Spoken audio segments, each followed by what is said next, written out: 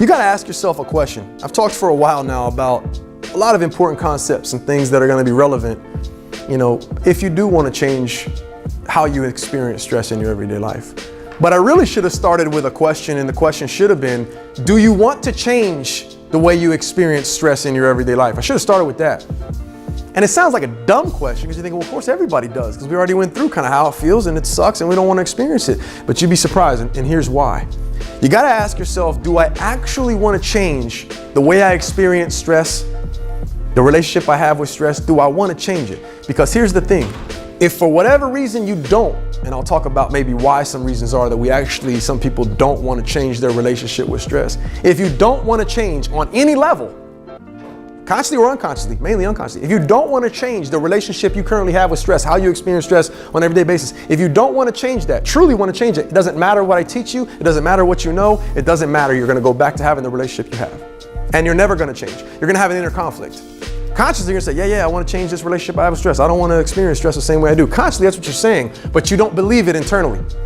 And the reason why you don't believe internally is because you do not want to let go of your relationship with stress the way that it is currently. You're thinking, well, why would someone not want to do that? What's going on there? Well, there's a couple of reasons. You got to ask yourself, what's the role of stress in your life currently? What role does stress play in your life? Is it the starring role? Does it have a supporting role? Is stress the writer, producer, and director of your life?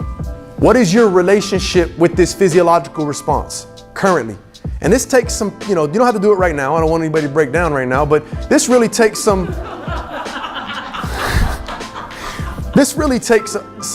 some reflecting, doing a personal inventory here and asking yourself, what is my relationship with stress? How often do I experience stress? Why? When? Damn, what would my life be like if I didn't experience that every day? For some of you guys, you wouldn't know what to do every day.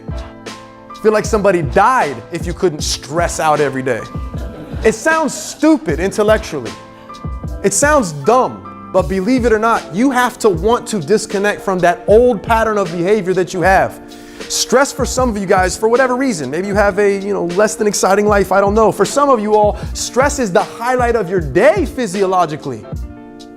Remember, stress is arousal. If your life's a bore and it's lame, then if you experience stress, you're jolted. You got that energy. It's coffee and stress, highlight of my day. I'm hyped, I'm ready to go. And if you take those away, dull. What happens over time is you develop a relationship with that response and it becomes a part of your routine. It becomes a part of your identity. If I let go of that, who am I? What do I do? What's life about? No, I'm not gonna let go of stress. Yeah, I'll try that. No, I won't. If internally you do not absolutely want to change that on your own for those reasons, it doesn't matter what you learn. It doesn't matter what's on that paper. It doesn't matter what anybody tells you. It doesn't matter how you stand or sit in a chair. It doesn't matter what you do. You're not going to change because you have an inner conflict. You're saying you want to do something, but internally your nervous system's like, no, we're not going to let go of that. And that's how people are with their problems, just as a side note. That's how problems are. Tony also taught me the number one addiction in the world is problems. The number one addiction in the world is problems. The thing we're most addicted to are problems. Why? For a lot of reasons. They give us familiarity, and that's the next thing I was going to talk about. We're familiar with them. We can get attention from them.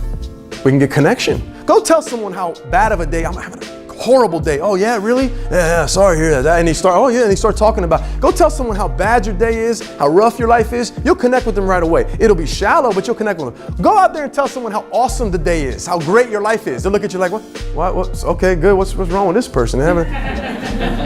You need a reason to have a great day, but my life sucks. Oh really? Yeah. That's okay. It's fine. We all can relate. Problems.